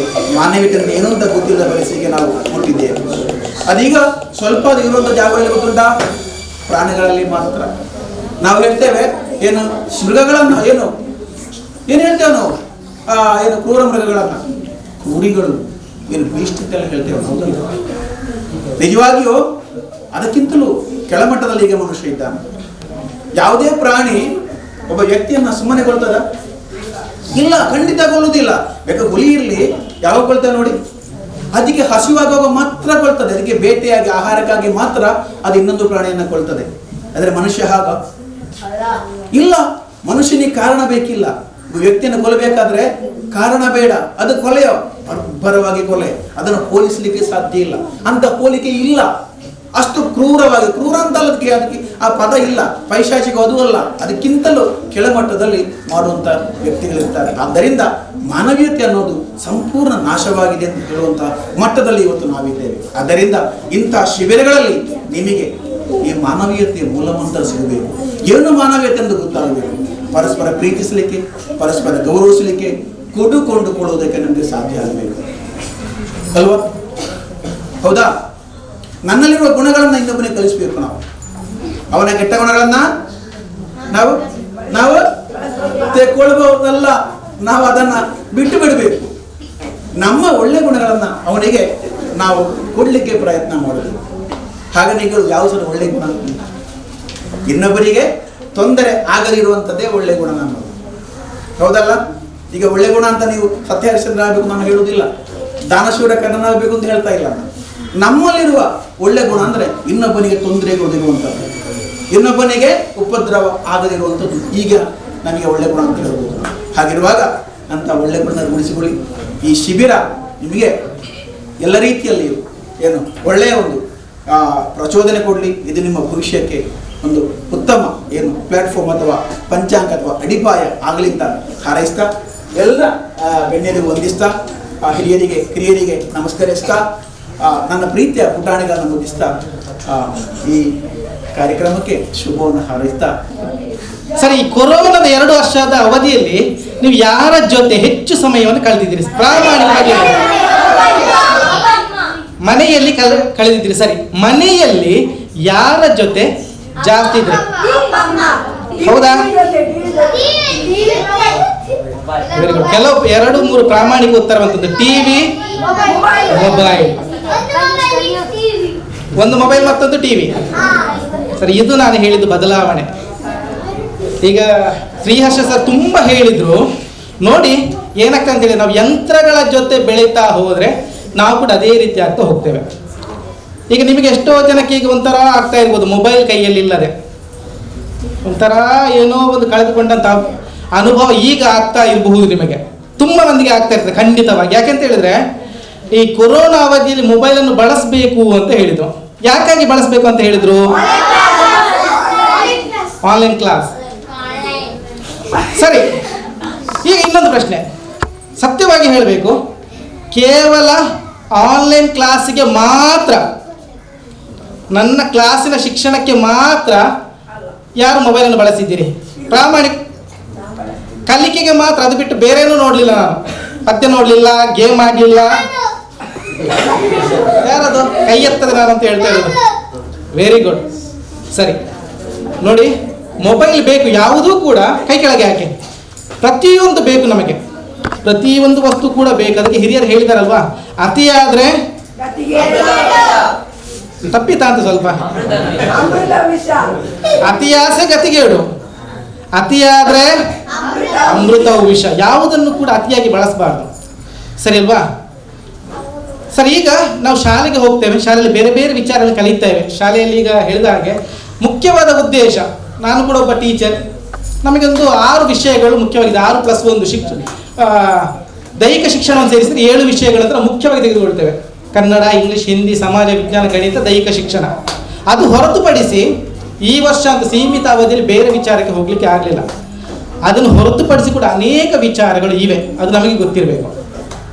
ಅನೇಕ ವಿಚಾರ ಇದೆ. ಕೇವಲ ಆ ಕಲಿಕೆ ಅಂದರೆ ಕೇವಲ 6 ವಿಷಯಗಳನ್ನು ಕಲಿಯುವಂಥದ್ದಲ್ಲ. ಈಗಾಗಲೇ ಸರ್ ಹೇಳಿದ್ದು, ಸಂಸ್ಕಾರವನ್ನು ಕಲಿಯುವಂಥದ್ದು. ಸಂಸ್ಕಾರ ಕಲಿಯುವಿಕೆ. ನಾವು ಹೇಗಿರಬೇಕು, ನಾವು ಹಿರಿಯರ ಜೊತೆ ಹೇಗೆ ಮಾತಾಡಬೇಕು, ಕಿರಿಯರ ಜೊತೆ ಹೇಗೆ ಮಾತಾಡಬೇಕು, ನಮ್ಮ ಸಹಪಾಠಿಗಳ ಜೊತೆ, ಸಹವರ್ತಿಗಳ ಜೊತೆ ಹೇಗೆ ಮಾತಾಡಬೇಕು, ಅದು ಕೂಡ ಒಂದು ಕಲಿಕೆ. ಸರಿ ಅಲ್ವಾ? ಒಬ್ಬ 100ಕ್ಕೆ 100 ಅಂಕವನ್ನು ಪಡೆಯುತ್ತಾನೆ, ಕಲಿಕೆಯಲ್ಲಿ ತುಂಬ ಹುಷಾರಿದ್ದಾನೆ. ಆದರೆ ಮನೆಗೆ ನೆಂಟರು ಬಂದಾಗ ಅವರ ಜೊತೆ ಹೇಗೆ ವರ್ತಿಸಬೇಕು ಅಂತ ಗೊತ್ತಿಲ್ಲ, ಶಾಲೆಯಲ್ಲಿ ಶಿಕ್ಷಕರ ಜೊತೆ ಹೇಗೆ ವರ್ತಿಸಬೇಕು ಅಂತ ಗೊತ್ತಿಲ್ಲ, ಸಮಾಜದಲ್ಲಿ ಹೇಗೆ ವರ್ತಿಸಬೇಕಂತ ಗೊತ್ತಿಲ್ಲದಿದ್ದರೆ ಕಲಿಕೆ ಅಪೂರ್ಣ. ಮಾರ್ಕ್ ಪಡೆದಿರ್ಬೋದು, ಕಲಿಕೆ ಆಗಲಿಲ್ಲ ಅಂತ ಹೇಳ್ತೇವೆ. ಹಾಗಾಗಿ ಇಲ್ಲಿ ಪಠ್ಯದ ಜೊತೆ ಸಹಪಠ್ಯ, ನಾವು ಮೊದಲು ಪಠ್ಯೇತರ ಅಂತ ಹೇಳ್ತಿದ್ದೆವು, ಪಾಠವನ್ನು ಬಿಟ್ಟು ಅಂತ. ಇದು ಪಾಠದ ಬಿಟ್ಟು ಅಲ್ಲ, ಪಾಠದ ಜೊತೆಗೆ ನಾವು ಅನೇಕ ವಿಚಾರವನ್ನು ಕಲಿಬೇಕು. ಸಂಗೀತ ಇರಬಹುದು, ಕ್ರಾಫ್ಟ್ ಇರ್ಬೋದು, ಚಿತ್ರಕಲೆ ಇರ್ಬೋದು, ಬೇರೆ ಬೇರೆ ವಿಚಾರಗಳಿವೆ. ಅದೆಲ್ಲವನ್ನು ಕಲಿಬೇಕು, ಅದು ಕೂಡ ಮುಖ್ಯ ಅನ್ನೋದನ್ನು ಈ ಶಿಬಿರದಲ್ಲಿ ಹೇಳಿಕೊಡ್ತಾರೆ. ಇನ್ನೊಂದು, ನನಗೆ ಸರ್ ಮಾತಾಡುವಾಗ ಪ್ರಶ್ನೆಗೆ ಉತ್ತರ ಕೊಡುವಾಗ ತುಂಬ ಹಿಂಜರಿತಾ ಇದ್ರೆ, ಈ ಶಿಬಿರ ಮುಗಿಯೋದ್ರೊಳಗೆ ಎಲ್ಲರೂ ಕೂಡ ಮುಂದೆ ಬಂದು ಮಾತಾಡುವಂಥ ಸಾಮರ್ಥ್ಯವನ್ನು ಬೆಳೆಸಿಕೊಳ್ಬೇಕು. ಮಾತಾಡೋದಂದ್ರೆ ಏನು? ಒಟ್ಟಾರೆಯಾಗಿ ಮಾತಾಡೋದಾ? ಅಲ್ಲ. ಏನೋ ಒಂದು ವಿಚಾರ ಕೊಟ್ಟಾಗ, ಒಂದು ವಿಷಯ ಕೊಟ್ಟಾಗ ಆ ವಿಷಯಕ್ಕೆ ಸರಿಯಾಗಿ ಮಾತಾಡುವಂತಹ ಒಂದು ಜಾಣ್ಮೆಯನ್ನು, ಚಾಕಚಕ್ಯತೆಯನ್ನು ಬೆಳೆಸಿಕೊಳ್ಬೇಕು. ಹಾಗಾಗಿ ಈ ಶಿಬಿರ ಯಶಸ್ವಿ ಆಗಬೇಕು. ಯಾರಿಂದ ಯಶಸ್ವಿ ಆಗಬೇಕು? ಸರಿಂದವಾ, ನಿಮ್ಮಿಂದವಾ? ಖಂಡಿತ ನಿಮ್ಮಿಂದ. ನೀವು ಹೇಗೆ ಭಾಗವಹಿಸ್ತೀರಿ, ಮೊದಲನೇದಾಗಿ ಧನಾತ್ಮಕ ಮನೋಭಾವ ಇರಬೇಕು. ಈ ಶಿಬಿರಕ್ಕೆ ಬಂದಿದ್ದೀರಿ, ಈ ಶಿಬಿರದಿಂದ ಏನಾದರೂ ನನಗೆ ಲಾಭ ಆಗ್ತದೆ, ಇದು ಮೊದಲನೇದು. ಲಾಭ ಆಗ್ತದೆ ಅನ್ನುವ ಧನಾತ್ಮಕ ಮನೋಭಾವ ಇದ್ದರೆ ಖಂಡಿತ ಲಾಭ ಆಗ್ತದೆ. ಏನೂ ಇಲ್ಲ, ಮನೆಯವರು ಕರೆಸಿದ್ದಾರೆ, ನಾನು ಬಂದಿದ್ದೇನಂತ ನೀವು ಋಣಾತ್ಮಕ ಮನೋಭಾವನದಲ್ಲಿದ್ದರೆ ಏನೂ ಲಾಭ ಆಗೋದಿಲ್ಲ. ನಮಗೆ ಲಾಭ ಆಗೋದು, ನಷ್ಟ ಆಗೋದಾ, ನಾವು ಯಾವ ರೀತಿ ಯೋಚನೆ ಮಾಡ್ತೇವೆ ಆ ರೀತಿಯಾಗಿರ್ತದೆ. ಹಾಗಾಗಿ 16 ವರ್ಷಗಳಿಂದ ಮುಖ್ಯವಾಗಿ ಚಿತ್ತಾರ ಪ್ರತಿಷ್ಠಾನ, ಅದರ ಬೆನ್ನೆಲುಬು, ಅದು ಒಂದು ಪಿಲ್ಲರ್ ಅಂತ ಏನು ಹೇಳ್ತೇವೆ, ನವೀನ್ ಸರ್, ನಮ್ಮ ನವೀನಣ್ಣ, ನಮ್ಮ NSS ಅಲ್ಲಿರುವಾಗ ಹಲವಾರು ವರ್ಷಗಳ ಕಾಲ ನಮ್ಮ ಜೊತೆ ಸಹಕರಿಸ್ತಾ ಇದ್ದರು. ಆಮೇಲೆ ಮಕ್ಕಳಿಗಾಗಿ ಏನಾದರೂ ಮಾಡಬೇಕು ಅಂತ ಈ ಒಂದು ಬೇಸಿಗೆ ಶಿಬಿರವನ್ನು, ಎಷ್ಟೇ ಸಮಸ್ಯೆಗಳಿದ್ದರೂ ಕೂಡ ಇದನ್ನೊಂದು ಬಿಡಬಾರ್ದು, ಒಂದು ವೃತ್ತದ ಹಾಗೆ ಆಚರಿಸಿಕೊಂಡು ಬಂದಿದ್ದಾರೆ. ಪ್ರತಿ ವರ್ಷವೂ ತಮ್ಮ ಗೆಳೆಯರ ಸಹಕಾರದೊಂದಿಗೆ ಮಾಡ್ತಾ ಇದ್ದಾರೆ. ಈ ವರ್ಷವೂ ಒಂದು ಶಿಬಿರವನ್ನು ಮಾಡ್ತಾ ಇದ್ದಾರೆ. ಅವರಿಗೆ ಈ ಶಿಬಿರ ಯಶಸ್ವಿಯಾಗಲಿ ಅಂತ ಹಾರೈಸ್ತಾ, ನೀವೆಲ್ಲರೂ ಇದರಲ್ಲಿ ಸಂಪೂರ್ಣವಾಗಿ ಭಾಗವಹಿಸಬೇಕು. ಏನೆಲ್ಲ ಕಲಿಸ್ತಾರೆ ಅದನ್ನು ಕಲಿಬೇಕು. ಜೊತೆಗೆ ನಿಮ್ಮ ಪ್ರತಿಭೆ, ನೀವು ಯಾವುದರಲ್ಲಿ ಹುಷಾರು ಅಂತ ನೀವು ಅರ್ಥ ಮಾಡಿಕೊಳ್ಬೇಕು. ನೀವು ಕ್ರಾಫ್ಟಲ್ಲಿ ಹುಷಾರ, ನೀವು ಪ್ರತಿಯೊಂದು ಚಟುವಟಿಕೆ ಮಾಡ್ತಾ ಹೋದ ಗೊತ್ತಾಗ್ತದೆ, ನಾನು ಇದನ್ನು ಮಾಡಬಲ್ಲೆ, ಇದನ್ನು ಚೆನ್ನಾಗಿ ಮಾಡಬಲ್ಲೆ, ಇದನ್ನು ತುಂಬ ಚೆನ್ನಾಗಿ ಮಾಡಬಲ್ಲೆ. ನಿಮ್ಮನ್ನು ನೀವು ಅರಿತುಕೊಳ್ಳಿಕ್ಕೆ ಇರುವಂಥ ಒಂದು ಅವಕಾಶ ಕೂಡ ಹೌದು. ಹಾಗೆ ಇದನ್ನೆಲ್ಲರೂ ತುಂಬ ಚೆನ್ನಾಗಿ ಸದ್ವಿನಿಯೋಗಿಸಿಕೊಳ್ಳಿ ಈ ಸಮಯವನ್ನು ಅಂತ ಹೇಳ್ತಾ, ಮತ್ತೊಮ್ಮೆ ಎಲ್ಲರಿಗೂ ಶುಭ ಹಾರೈಸಿದ ಜೊತೆಗೆ ಈ ಕಾರ್ಯಕ್ರಮದ ಉದ್ಘಾಟನಾ ಸಮಾರಂಭದಲ್ಲಿ ಭಾಗವಹಿಸಲಿಕ್ಕೆ ಅವಕಾಶ ಮಾಡಿಕೊಟ್ಟಂತಹ ಈ ಶಿಬಿರದ ಆಯೋಜಕರಿಗೆ ಧನ್ಯವಾದಗಳನ್ನು ಹೇಳ್ತಾ ನನ್ನ ಮಾತುಗಳು ಮುಗಿಸ್ತಾ ಇದ್ದೇನೆ. ಧನ್ಯವಾದಗಳು. ಬಹಳ ಆಳವಾಗಿ ಮಾತಾಡಿ ಮಕ್ಕಳಿಗೆ ಬಹಳ ಅರ್ಥ ಆಗುವಾಗೆ ಮನಮುಟ್ಟುವಂತೆ ವಿಸ್ತರಿಸಿದಂಥ ಶ್ರೀಯುತ ಹರಿಪ್ರಸಾದ್ ಶೆಟ್ಟಿ ಶಿಕ್ಷಕರಿಗೆ ನಿಮ್ಮೆಲ್ಲರ ಪ್ರವೃತ್ತಮದ ವಂದನೆಗಳನ್ನು ಸಲ್ಲಿಸ್ತಾ ಇದ್ದೇನೆ. ಮುಂದೆ ನಮ್ಮ ಈ ಶಾಲಾ ಮುಖ್ಯ ಶಿಕ್ಷಕಿ ಶ್ರೀಮತಿ ಗುಲಾಬಿ ಇವರಿಂದ ಒಂದೆರಡು ಅನಿಸಿಕೆ ಮಾತುಕೊಡು. ಇವತ್ತಿನಿಂದ ಶಿಬಿರ ಆರಂಭ ಅಂತೇಳಿ ನಾನು ಒಂದು ವಾರದ ಮೊದಲೇ ನಿಮ್ಮಲ್ಲಿ ತಿಳಿಸಿದ್ದೆ ಮಕ್ಕಳೇ. ಹಾಗೆಯೇ ಜೊತೆಯಲ್ಲಿ ನೋಡಿ, ನಮ್ಮ ಶಾಲಾ ಮಕ್ಕಳಲ್ಲದೆ ಬೇರೆ ಬೇರೆ ಶಾಲಾ ಮಕ್ಕಳು ಕೂಡ ಇಂದಿನ ಈ ಶಿಬಿರದಲ್ಲಿ ಪಾಲ್ಗೊಂಡಿದ್ದೀರಿ. ಈ ಶಿಬಿರದಿಂದ ನೀವು ತರಗತಿಯಲ್ಲಿ ಯಾವಾಗಲೂ ಹೆಚ್ಚಾಗಿ ಪಾಠದ ವಿಷಯಗಳನ್ನು ಕಲಿತಾ ಇರ್ತೀರಿ. ಪಠ್ಯದ ವಿಷಯಗಳು ಮಾತ್ರ ನಮಗೆ ಅಗತ್ಯ ಅಲ್ಲ, ಅದರ ಜೊತೆಯಲ್ಲಿ ಪಠ್ಯೇತರ ವಿಷಯಗಳು ಕೂಡ ಹೆಚ್ಚು ಕಲಿಯುವಂಥದ್ದು ನಮ್ಮ ಬದುಕಿಗೆ ಅಗತ್ಯ. ಈಗ ಹೇಳಿದರು, ಸರ್ ಹೇಳಿದರು, ಪಾಠದೊಡನೆ ಪಠ್ಯೇತರ ವಿಷಯಗಳಿಂದ ನಮ್ಮ ಬದುಕಿನಲ್ಲಿ ಅಂದರೆ ಮಾನವೀಯತೆಯ ಮೌಲ್ಯಗಳನ್ನು ನಾವು ರೂಢಿಸಿಕೊಳ್ಬೋದು, ಕಲಿಯಬಹುದು ಅನ್ನೋದನ್ನು ಹೇಳಿದರು. ನಾವು ಮನುಷ್ಯರಾಗಿದ್ದವರು ಬರೇ ಮನುಷ್ಯರಾಗಿದ್ದುಕೊಂಡು ಇದ್ದರೆ ಸಾಲದು, ಅಂಥ ಉತ್ತಮ ಮಾನವೀಯತೆಯ ಗುಣಗಳನ್ನು ನಾವು ಬೆಳೆಸಿಕೊಳ್ಬೇಕು. ಇಂಥ ಶಿಬಿರಗಳಿಂದ ಕೇವಲ ನಾವು ಅದನ್ನು ಮಾಡಲಿಕ್ಕೆ ಕಲಿತೆ ಇದನ್ನು ಕಲ್ತಿದೆ ಅಂತ ಅಷ್ಟೇ ಅಲ್ಲ, ಜೊತೆಯಲ್ಲಿ ನಿಮ್ಮಲ್ಲಿ ಹೊಂದಾಣಿಕೆ ಹಾಗೆಯೇ ಇನ್ನೊಬ್ಬರಿಗೆ ಕಲಿಸಿಕೊಡುವಂತಹ ಒಂದು ಗುಣ, ಇಂಥದ್ದನ್ನೆಲ್ಲ ನಾವು ಬೆಳೆಸಿಕೊಳ್ಬೋದು. ನೀವು ಈ ಶಿಬಿರದಲ್ಲಿ ಹೆಚ್ಚೆಚ್ಚು ವಿಷಯಗಳನ್ನು ಕಲಿತು ಈ ಒಂದು ವಾರದಲ್ಲಿ ಏನು ಕಲ್ತಿರಿ ಅನ್ನೋದು ನೀವು ಶಿಬಿರದ ಕೊನೆಯ ದಿನ ಗೊತ್ತಾಗ್ತದೆ. ನಿಮ್ಮ ಪ್ರತಿಭೆಯ ಪ್ರದರ್ಶನವೂ ಇದೆ, ಅದಕ್ಕಾಗಿ ಸದುಪಯೋಗ ಪಡಿಸಿಕೊಳ್ಳಿ ಅಂತ ಹೇಳ್ತಾ ಎಲ್ಲರಿಗೂ ಶುಭವನ್ನು ಹಾರೈಸ್ತಾ 2 ಮಾತುಗಳನ್ನು ನಿಲ್ಲಿಸ್ತೇನೆ. ಅವರು ಕೂಡ ಈ ಶಿಬಿರಕ್ಕೆ ಶುಭ ಹಾರೈಸ್ತಾರೆ. ತಮಗೂ ಕೂಡ ತುಂಬ ವಂದನೆಗಳು. ಮುಂದೆ ಮತ್ತೊಬ್ಬರು ಶಿಕ್ಷಕಿ ಶ್ರೀಮತಿ ನಾಗವೇಣಿ, ತಾವು ಕೂಡ ಶಿಬಿರದ ಬಗ್ಗೆ ಒಂದೆರಡು ಶಿಬಿರಕ್ಕೆ ಶುಭ ಹಾರೈಸಲಿಕ್ಕೆ ಕೇಳಿಕೊಡುತ್ತೇನೆ. ಮುಂದೆ ಕೊನೆಯದಾಗಿ ನಮ್ಮ ಈ ಶಿಬಿರದ ಅಧ್ಯಕ್ಷಸ್ಥಾನ ವಹಿಸಿಕೊಂಡಂಥ ನಾರಾಯಣ್ ಕುಂಪಾಲ್ ಇವರು ಒಂದೆರಡು ಅನಿಸಿಕೆ ಮಾತುಗಳನ್ನು ನಮ್ಮೊಂದಿಗೆ ಹಂಚಿಕೊಳ್ಳಕ್ಕೆ ವಿನಂತಿಸ್ಕೊಡ್ತಾ ಇದ್ದೇನೆ. ಒಂದು ರೀತಿಯಲ್ಲಿ ಮಕ್ಕಳ ಭಾವನೆಯನ್ನು ಈ ಒಂದು ಶಿಬಿರದಲ್ಲಿ ಚಿಗುರಿಸುವ ಕೆಲಸವನ್ನು ನವೀನ್ ಪಿಲಾರ್ ಮಾಡ್ತಿದ್ದಾರೆ ಅಲ್ವಾ. ಈವರೆಗೆ ನಿಮ್ಮ ಶಾಲಾ ಶಿಕ್ಷಕರು ಶಾಲಾ ವಿದ್ಯಾಭ್ಯಾಸಕ್ಕೆ ಅದಕ್ಕೆ ಮಾತ್ರ ಒಂದು ಸೀಮಿತ ಕೊಟ್ಟು, ಈ ವರ್ಷ ಅಂತೂ ಕೇವಲ ಶಿಕ್ಷಣ, ಅದು ಮಾರ್ಕ್, ಅದಕ್ಕೆ ಮಾತ್ರ ಒಂದು ಒತ್ತು ಕೊಟ್ಟು ಕೆಲಸ ಮಾಡಿದರು. ಆದರೆ ನವೀನರು ನಿಮ್ಮ ಮನಸ್ಸನ್ನೊಂದು ಅರಳಿಸುವ ಕೆಲಸವನ್ನು ಮಾಡ್ತಿದ್ದಾರೆ. ನಿಮ್ಮಲ್ಲಿರತಕ್ಕಂಥ ಚಿತ್ತ ಬಿಡಿಸುವ ಕಲೆ ಇರ್ಬೋದು, ಸಂಗೀತ ಕಲೆ ಇರ್ಬೋದು, ಯೋಗ ಇರ್ಬೋದು, ಅಥವಾ ಭಾಷಣ ಇರ್ಬೋದು, ಉತ್ತಮ ವಾಗ್ಮಿಗಳು ಕೂಡ ಇಲ್ಲಿ ಹುಟ್ಟಿ ಬರ್ಬೋದು. ಅಂಥ ಒಂದು ಬೇರೆ ಬೇರೆ ಸ್ತರದ ವ್ಯಕ್ತಿ ನಿರ್ಮಾಣ ಇಲ್ಲಿ ಈ ಶಿಬಿರದಲ್ಲಿ ಆಗಬೇಕಾಗಿದೆ. ಆ ನಿಟ್ಟಿನಲ್ಲಿ ನವೀನರು ಕಳೆದ 16 ವರ್ಷಗಳಿಂದ ಸ್ವಂತದಲ್ಲಿ ಒಬ್ಬ ಉಪನ್ಯಾಸಕ ಆದರೂ ಕೂಡ ಈ ಒಂದು ಪ್ರವೃತ್ತಿಯಿಂದ ನಿಮ್ಮೆಲ್ಲರನ್ನು ಬೇರೆ ಬೇರೆ ಚಟುವಟಿಕೆಯಲ್ಲಿ ತೊಡಗಿಸಿಕೊಳ್ಳಿಕ್ಕೆ ಅವರು ಪ್ರತಿ ವರ್ಷ ಒಂದು ಕಾರ್ಯಕ್ರಮವನ್ನು ಹಮ್ಮಿಕೊಳ್ತಿದ್ದಾರೆ. ಅದರ ಪ್ರಯೋಜನವನ್ನು ನಾವು ಪಡ್ಕೊಳ್ಬೇಕು. ಇತ್ತೀಚಿನ ದಿನದಲ್ಲಿ ಶಾಲಾ ಆಡಳಿತ ಮಂಡಳಿ, ಶಾಲಾ ಶಿಕ್ಷಕರು, ಮಕ್ಕಳ ಪೋಷಕರು ಎಲ್ಲರ ತಲೆಯಲ್ಲಿ ಒಂದೇ ಇರೋದು ಎಬವ್ 90. ಇದು ಬಿಟ್ಟರೆ ಮಕ್ಕಳನ್ನು ಕೂಡ ಅದಕ್ಕೇ ಪ್ರಿಪೇರ್ ಮಾಡ್ತಾರೆ. ಆ ಮಕ್ಕಳಲ್ಲಿ ಹುದುಗಿರುವಂಥ ಬೇರೆ ಯಾವುದಾದ್ರೂ ಪ್ರತಿಭೆ ಇದ್ದರೆ ಅದಕ್ಕೆ ಅವಕಾಶ ಕೊಡದೆ ನೀನು 90-95 ಮೇಲೆ ಮಾರ್ಕ್ ತೆಗಿಬೇಕು, ಇದನ್ನೇ ಒತ್ತಡ ಆಗ್ತಾರೆ. ಈ ಒತ್ತಡ ಆ ಮಕ್ಕಳಲ್ಲಿ ಒಂದು ರೀತಿಯ ಅವರಲ್ಲಿರ್ತಕ್ಕಂಥ ಭಾವನೆಗಳು ಮತ್ತು ಅವರಲ್ಲಿರ್ತಕ್ಕಂಥ ಪ್ರತಿಭೆಯನ್ನು ಹೊರಹಾಕುವಲ್ಲಿ ವಿಫಲ ಆಗ್ತದೆ. ಕೊನೆಗೆ ನಮ್ಮ ಹರ್ಷ ಸರ್ ಹೇಳಿದಾಗೆ 1-2 ಮಾರ್ಕ್ಗಳಿಗೆ ಬೇಕಾಗಿ ಕಡಿಮೆ ಆದ ತಕ್ಷಣ ಮಕ್ಕಳು ಬೇರೆ ಬೇರೆ ರೀತಿಯ ಯೋಚನೆ ಮಾಡಿ ತನ್ನ ಆತ್ಮವನ್ನು ತಾವೇ ಹತ್ಯೆ ಮಾಡುವಂಥ ಆ ರೀತಿಯ ಮನಸ್ಥಿತಿಗೆ ಮುಟ್ತಾರೆ. ಕೆಲವು ವರ್ಷಗಳ ಹಿಂದೆ ಬ್ಯಾಂಕ್ ಮ್ಯಾನೇಜರ್ನ ಮಗ, ಒಳ್ಳೆ ಪ್ರತಿಭಾವಂತ, ಮಂಗಳೂರಿಂದ ಎಕ್ಕೂರಿಂದ ಅವ ಕೆನರಾ ಇಂಜಿನಿಯರಿಂಗ್ ಕಾಲೇಜ್ ಹೋಗಬೇಕಿತ್ತು. ಮಂಗಳೂರಿಂದ ಸೀದಾ ಯಾವುದೋ ಒಂದು ಫ್ಲ್ಯಾಟ್ ಮೇಲೆ ಹತ್ತಿದ, ಅಲ್ಲಿಂದ ಧುಮುಕಿ ಹಾರಿಬಿಟ್ಟ.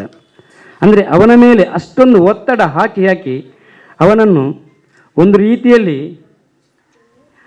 ಮಾನಸಿಕವಾಗಿ ಆತನನ್ನು ದುರ್ಬಲಗೊಳಿಸಿದರು ಪೋಷಕರೇ. ಲಕ್ಷ ಕೊಟ್ಟಿದ್ದೇನೆ ಬಾಲ್ಯದಿಂದಲೇ ಶುರು ಮಾಡಿದರು. LKG ಹಾಕುವಾಗ ಖಾಸಗಿ ಶಾಲೆಯಲ್ಲಿ ಹಾಕಿದ್ದೇನೆ, ಲಕ್ಷ ಕೊಟ್ಟಿದ್ದೇನೆ.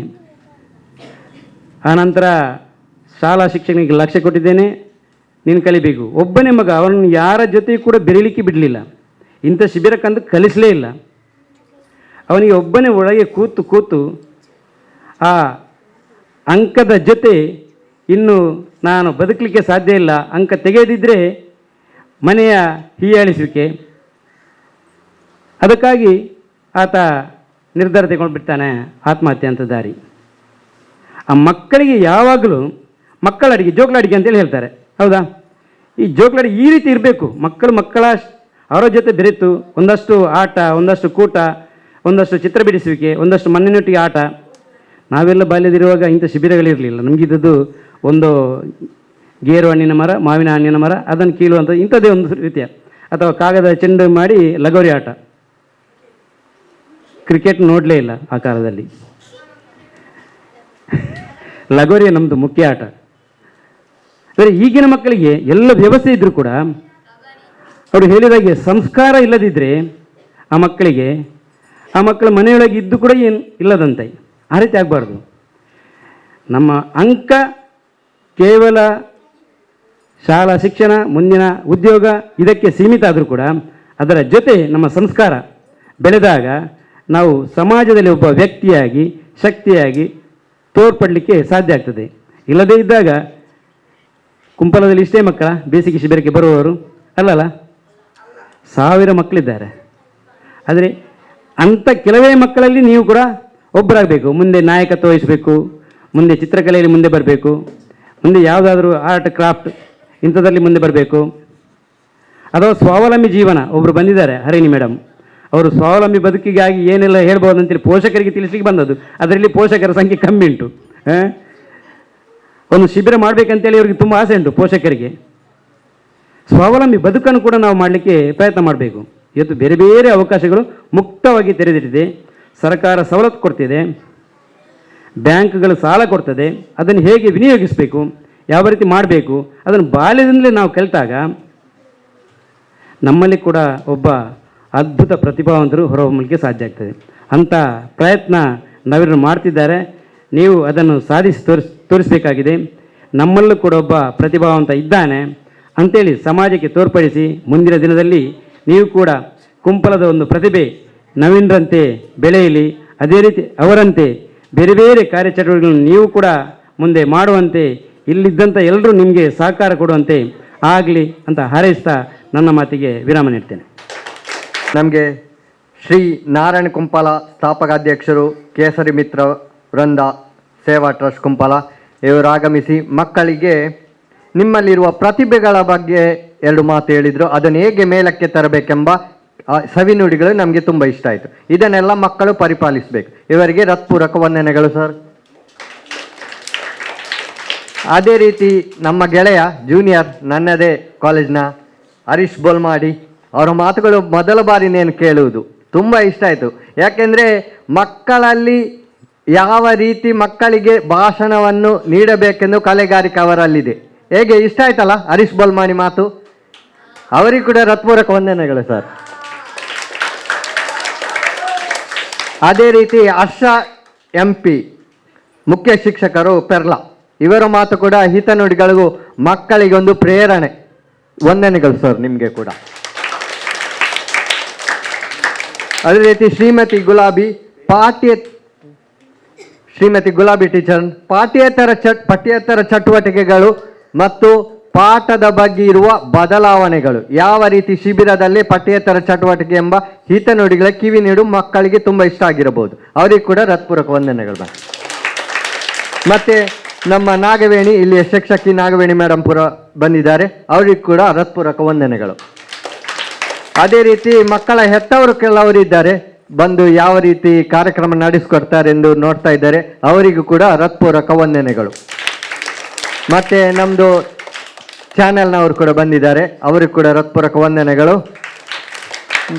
ಮತ್ತೆ ಶಿಬಿರದಲ್ಲಿ ಭಾಗವಹಿಸಿದ ಮಕ್ಕಳಿಗೂ ಹೃತ್ಪೂರ್ವಕ ವಂದನೆಗಳು. ನೆಚ್ಚಿನ ಮಕ್ಕಳೇ ಹಾಗೂ ಹಿರಿಯರೇ, ಬಹುಶಃ ನಾವಿಲ್ಲಿ ಮಾತಾಡ್ಲಿಕ್ಕೆ ಬಂದಿರುವಂಥದ್ದು ಚಿಗುರು ಕಾರ್ಯಕ್ರಮದಲ್ಲಿ ನಿಮ್ಮ ಸಹಾಯವನ್ನು ಕೇಳಲಿಕ್ಕೆ ಬಂದಿದ್ದೇವೆ. ಮೇನ್ ಆಗಿ ನಮ್ಮ ಸಂಸ್ಥೆ ಹೆಸರು UNDP. ನಾವೇನ್ ಮಾಡ್ತಿದ್ದೇವೆ ಅಂತ ಹೇಳಿದ್ರೆ ಮಹಿಳೆಯರಿಗೆ ಸ್ವ ಉದ್ಯೋಗದಲ್ಲಿ ಮುಂದೆ ಬರಲಿಕ್ಕೆ ನಾವು ಅವಕಾಶವನ್ನು ಕಲ್ಪಿಸಿಕೊಡ್ತಿದ್ದೇವೆ. ಸ್ವ ಉದ್ಯೋಗದಲ್ಲಿ ಮುಂದೆ ಬರಲಿಕ್ಕೆ ಅವಕಾಶವನ್ನು ಯಾವ ರೀತಿ ಕಲ್ಪಿಸಿಕೊಡ್ತಿದ್ದೇವೆ ಅಂತ ಹೇಳಿದ್ರೆ, ನಾವು ನಿಮ್ಗೆ 5 ದಿನದ ಒಂದು ಉಚಿತವಾದಂಥ ಒಂದು ಶಿಬಿರವನ್ನ ಅರ್ಪಡಿಸ್ತೇವೆ. ಸೊ ಅದರಲ್ಲಿ ನಾವು ನಿಮ್ಗೆ ಏನ್ ಮಾಡ್ತೇವೆ ಅಂತ ಹೇಳಿದ್ರೆ, ಒಂದು ಸ್ವಂತ ಉದ್ಯೋಗವನ್ನ ಮಾಡೋದಾದ್ರೆ ಹೇಗೆ ನೀವು ಮಾಡ್ಲಿಕ್ಕೆ ಸಹಾಯವನ್ನ ಕಲ್ಪಿಸಲಾಗ್ತದೆ. ಉದಾಹರಣೆಗೆ ನಿಮ್ಗೆ ಒಂದು ಬ್ಯಾಂಕಿನ ಬಗ್ಗೆ ಮಾಹಿತಿ ಬೇಕು ಅಂತಿದ್ರೆ, ಬ್ಯಾಂಕಿನಿಂದ ರಿಸೋರ್ಸ್ ಪರ್ಸನ್ ಬಂದು ಅವರು ನಿಮ್ಗೆ ಲೋನ್ನ ಬಗ್ಗೆ ಮಾಹಿತಿಯನ್ನು ನೀಡ್ತಾರೆ. ಅದೇ ರೀತಿ ಒಂದು ಉದ್ಯೋಗವನ್ನ ಮಾಡಬೇಕಿದ್ರೆ ನಮಗೆ ಮಾರ್ಕೆಟಿಂಗ್ ಬಗ್ಗೆ ನಾಲೆಜ್ ಬೇಕಿರ್ತದೆ, ಅಥವಾ ಅಕೌಂಟ್ಸ್ ಬಗ್ಗೆ ನಾಲೆಜ್ ಬೇಕಿರ್ತದೆ. ಸೊ ಆ ಎಲ್ಲ ಇನ್ಫಾರ್ಮೇಶನ್ಗಳನ್ನ ನೀವು 5 ದಿನದ ತರಬೇತಿ ಕಾರ್ಯಾಗಾರದಲ್ಲಿ ಪಡ್ಕೊಳ್ಬಹುದು. ಜೊತೆಗೆ 5 ದಿನದ ತರಬೇತಿ ಆದ ನಂತರ ನಿಮ್ಗೆ ಸಂಸ್ಥೆಯಿಂದ ಸರ್ಟಿಫಿಕೇಟ್ ಕೂಡ ಸಿಗ್ತದೆ. ಅಂದ್ರೆ ನೀವು ಇಂಥ ಕಡೆಯಲ್ಲಿ ಸ್ವ ಉದ್ಯೋಗದ ಬಗ್ಗೆ ತರಬೇತಿಯನ್ನ ಪಡ್ಕೊಂಡಿದ್ದೀರಾ ಅಂತೇಳಿ.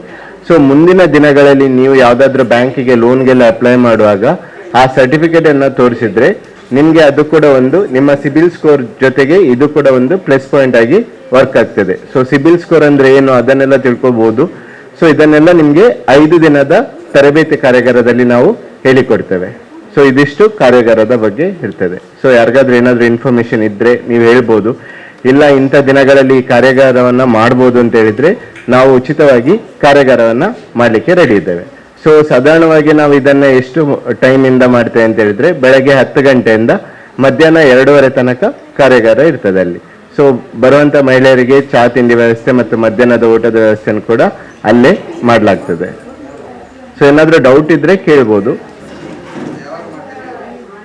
ಸರ್ ಡೇಟ್ ಇನ್ನೂ ಕನ್ಫರ್ಮ್ ಆಗಿಲ್ಲ. ಆಕ್ಚುಲಿ ನಮಗೆ 25 ಜನ ಮಹಿಳೆಯರು ಬೇಕಿರ್ತದೆ. ಒಂದ್ಸಲ 25 ಜನ ಮಹಿಳೆಯರು ಇದ್ದಾರೆ ಅಂತ ಆದ್ರೆ ಸೊ ನಾವೇನ್ ಮಾಡ್ಬೋದು, ಅವತ್ತಿಂದಲೇ ಏನ್ ಹೇಳ್ತಾರೆ ಕಾರ್ಯಾಗಾರವನ್ನ ಸ್ಟಾರ್ಟ್ ಮಾಡ್ಲಿಕ್ಕೆ ಆಗ್ತದೆ ಸರ್. 2 ಸಲ ನಾವಿಲ್ಲಿ ಟ್ರೈ ಮಾಡಿದ್ವಿ, ಆದ್ರೆ ಅಲ್ಲಿ ನಮಗೆ ಸರಿಯಾದ ರೀತಿಯಲ್ಲಿ ಮಹಿಳೆಯರು ಸಿಗ್ಲಿಲ್ಲ, ಅದರಿಂದಾಗಿ ಅದು ಪೋಸ್ಟ್ಪೋನ್ ಆಯಿತು. ಸೊ ಮಹಿಳೆಯರು ಸಿಗ್ತಾರೆ ಅಂತಾದ್ರೆ ನಾವು ಖಂಡಿತ ಮಾಡ್ಲಿಕ್ಕೆ ರೆಡಿ ಇದೆ. ಸೊ ಇದಕ್ಕಿಂತ ಮುಂಚೆ ನಾರಾಯಣ ಗುರು ಮಂದಿರ ಕೊಲ್ಯದಲ್ಲಿ ಮಾಡಿದ್ವಿ, ಅಲ್ಲಿ 30ರಿಂದ 40 ಜನಷ್ಟು ಮಹಿಳೆಯರು ಅದರಲ್ಲಿ ಪಾರ್ಟಿಸಿಪೇಟ್ ಮಾಡಿದ್ವಿ. ಇದೇ ಪ್ರೋಗ್ರಾಮ್ ಬೇರೆ ಎಲ್ಲಿಯಾದ್ರೂ ಹೋಗಿ ತಗೊಳ್ತಾರೆ ಅಂತ ಹೇಳಿದ್ರೆ ಈಗ ರೋಡ್ ಸೈಡ್ ಅಂಥದ್ರಲ್ಲೆಲ್ಲ, ಸೊ ಅಲ್ಲಿ 15 ದಿನ ಇರ್ತದೆ ಈ ಕಾರ್ಯಾಗಾರ. ಪ್ಲಸ್ ಅವ್ರು ಅಲ್ಲೇ ನಿಂತು ಉಳಿಯುವಂಥ ವ್ಯವಸ್ಥೆ ಇರ್ತದೆ, ಅವರಲ್ಲಿ ಅಲ್ಲೇ ಉಳಿದೆಲ್ಲ ಅವರು ಇದು ಮಾಡಬೇಕು. ಸೊ ಇಲ್ಲಿ ಆದ್ರೆ ನಾವೇ ನಿಮ್ಮ ಏರಿಯಾದಲ್ಲಿ ಬಂದು ಇಲ್ಲಿರುವಂಥ ಮಹಿಳೆಯರಿಗೆ ಸ್ವ ಉದ್ಯೋಗದ ಬಗ್ಗೆ ಮಾಹಿತಿಯನ್ನ ಹಂಚ್ತಾ ಬರ್ತೇವೆ. ಹೇಳಿ ಸರ್. ಹಾ, ಇಂಟಿಮೇಷನ್ ಮಾಡಿದ್ದೇವೆ ಸರ್ ಲಾಸ್ಟ್ ಟೈಮ್.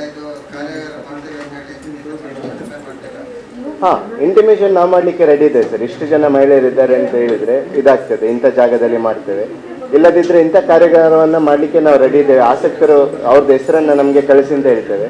ಸೊ ಅಂಥದ್ರಲ್ಲಿ ನಮ್ಗೆ ಒಂದು ಮಿನಿಮಮ್ 20 ಜನದ ಅಥವಾ 25 ಜನದ ಹೆಸರು ಸಿಕ್ಕಿದ್ರೆ 5 ದಿನ ಕಂಟಿನ್ಯೂಸ್ ಬರ್ಲಿಕ್ಕೆ ರೆಡಿ ಇರೋರ್ದು ಮಾಡ್ಲಿಕ್ಕೆ ಆಗ್ತದೆ.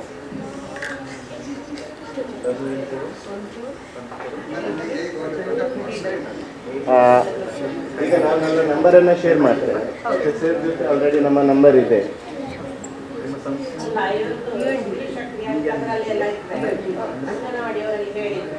ಆಲ್ರೆಡಿ ನಾವು 2 ಸಲ ಅಂಗನವಾಡಿಯನ್ನು ಭೇಟಿ ಮಾಡಿದ್ವಿ. ಹಾಂ, ಶಾಲೆಯಲ್ಲಿ ಕೊಡ್ತೇವೆ, ಅದು ವಿಷಯ ಅದಿಲ್ಲ, ಕೊಡ್ತೇವೆ. ಸೊ ಮೇನ್ ಆಗಿ ಇದು ಆಗುವಂಥದ್ದು ಸಂಸ್ಥೆ ಹೆಸರು UNDP ಅಂತೇಳಿ, ಯುನೈಟೆಡ್ ನೇಷನ್ ಡೆವಲಪ್ಮೆಂಟ್ ಪ್ರೋಗ್ರಾಮ್ ಅಂತೇಳಿ. ಸೊ ಆಲ್ರೆಡಿ ಇದು ಯಾವ ರೀತಿ ನಡೀತಿದೆ ಅಂತ ಹೇಳಿಬಿಡ್ತೇನೆ. ಸೊ ಇದು ಒಟ್ಟು ಕರ್ನಾಟಕದಲ್ಲಿ 3 ಡಿಸ್ಟ್ರಿಕ್ಗಳೆಲ್ಲ ಆಗ್ತಿದೆ ಸರ್, ಬೆಂಗಳೂರು, ರಾಯಚೂರಲ್ಲಿ. ಸೊ ಮಂಗಳೂರಲ್ಲಿ 3 ತಾಲೂಕನ್ನು ನಾವು ತಗೊಂಡಿದ್ದೇವೆ. ಒಂದು ಮಂಗಳೂರು, ಬೆಳ್ತಂಗಡಿ ಮತ್ತು ಬಂಟ್ವಾಳ ಅಂತೇಳಿ. ಸೊ ಇಲ್ಲಿ ಗ್ರಾಮದಲ್ಲಿರುವಂಥ ಮಹಿಳೆಯರನ್ನು ನಾವೇ ಖುದ್ದಾಗಿ ಭೇಟಿ ಮಾಡಿ, ಅಂದರೆ ಈ ಕಾರ್ಯಕ್ರಮನ ನಾವು ಮೊಬಿಲೈಸೇಷನ್ ಅಂತ ಹೇಳ್ತೇವೆ, ಜನಗಳಿಗೆ ವಿವರಿಸುವಂಥದ್ದು. ಸೊ ಮೊಬಿಲೈಸೇಷನ್ ಮಾಡಿ ಮತ್ತು 1 ದಿನದ EAP ಕಾರ್ಯಾಗಾರ ಅಂತ ಮಾಡ್ತೇವೆ. ಸೊ ಅದರಲ್ಲಿ 5 ದಿನ ಏನೆಲ್ಲ ಪ್ರೋಗ್ರಾಮ್ಗಳನ್ನ ಮಾಡ್ತೇವೆ ಅದನ್ನು ಮಹಿಳೆಯರಿಗೆ ಅಲ್ಲಿ ತಿಳಿಸ್ತೇವೆ. ಸೊ ಅದಾದ ನಂತರ 5 ದಿನ ಅವರಿಗೆ ಮಹಿಳೆಯರಿಗೆ ತರಬೇತಿಯನ್ನು ಕೊಡ್ತೇವೆ. ಸೊ ಆ ತರಬೇತಿ ಕೊಡುವಾಗ ಅದರಲ್ಲಿ ಫಸ್ಟ್ ದಿನ ಬಂದು ಒಂದು ಉದ್ಯೋಗಕ್ಕೆ ಮಾಡಲಿಕ್ಕೆ ಬೇಕಾದಂಥ ಗುಣಲಕ್ಷಣಗಳು ಏನು, ನಾವು ಯಾವ ರೀತಿಯಾಗಿ ಮಾಡ್ಬೋದು ಮತ್ತು ಯಾರೆಲ್ಲ ಮಾಡಿದ್ದಾರೆ ಅದರದ್ದು ಕಥೆಗಳನ್ನೆಲ್ಲ ಅವ್ರಿಗೆ ಹೇಳ್ತೇವೆ. ಸೊ 2ನೇ ದಿನ ಬಂದು ಬ್ಯಾಂಕ್ನಿಂದ ಯಾರಾದರೂ ಒಬ್ಬರು ಬರ್ತಾರೆ, ಅವ್ರು ಬಂದು ಬ್ಯಾಂಕಿನಲ್ಲಿ ಏನೆಲ್ಲ ಫೆಸಿಲಿಟೀಸ್ಗಳಿದೆ ಮಹಿಳೆಯರಿಗೆ, ಸೊ ಅದ್ರ ಬಗ್ಗೆ ಅವರು ಮಾಹಿತಿಯನ್ನು ನೀಡ್ತಾರೆ. 3ನೇ ದಿನ ಸ್ವತಃ ಮಾರ್ಕೆಟಿಂಗ್ ಬಗ್ಗೆ ಏನು, ಮಾರ್ಕೆಟಿಂಗಲ್ಲಿ ಲೇಬಲಿಂಗ್ ಅಂದರೆ ಏನು, ಯಾಕೆ ನಾವು ಮಾರ್ಕೆಟಿಂಗನ್ನು ಮಾಡ್ಬೋದು, ಡಿಜಿಟಲ್ ಮಾರ್ಕೆಟಿಂಗ್ ಏನು, ಸೊ ಅದ್ರ ಬಗ್ಗೆ ಇರ್ತದೆ. 4ನೇ ದಿನ ನಾವು ಒಂದು ವಸ್ತುವಿಗೆ ರೇಟನ್ನು ಹೇಗೆ ಫಿಕ್ಸ್ ಮಾಡಲಿಕ್ಕೆ ಆಗ್ತದೆ, ಪ್ರೊಡಕ್ಷನ್ ನೀವು ಮಾಡಿದಂಥ ಪ್ರಾಡಕ್ಟ್ಗೆ ಯಾವ ರೀತಿಯಾಗಿ ನೀವು MRPಯನ್ನು ಫಿಕ್ಸ್ ಮಾಡ್ಬೋದು, ಸೊ ಅದ್ರ ಬಗ್ಗೆ ಮಾಹಿತಿಯನ್ನು ಕೊಡ್ತಾರೆ. ಮತ್ತು 5ನೇ ದಿನ ಆಗಲಿಕ್ಕೆ ಆಗೋದು ನೀವು ಒಂದು ಅಕೌಂಟನ್ನು ಯಾವ ರೀತಿಯಾಗಿ ರೆಡಿ ಮಾಡ್ಬೋದು, ಹಣವನ್ನು ಸಂಗ್ರಹಿಸೋದು ಹೇಗೆ, ಸೊ ವೈಯಕ್ತಿಕ ಮತ್ತು ಮಾರ್ಕೆಟಿಂಗ್ ಎರಡನ್ನು ಸಪ್ರೇಟ್ ಮಾಡೋದು ಹೇಗೆ, ಇಷ್ಟು ವಿಷಯಗಳು ಅದರಲ್ಲಿ ಕವರ್ ಆಗ್ತದೆ.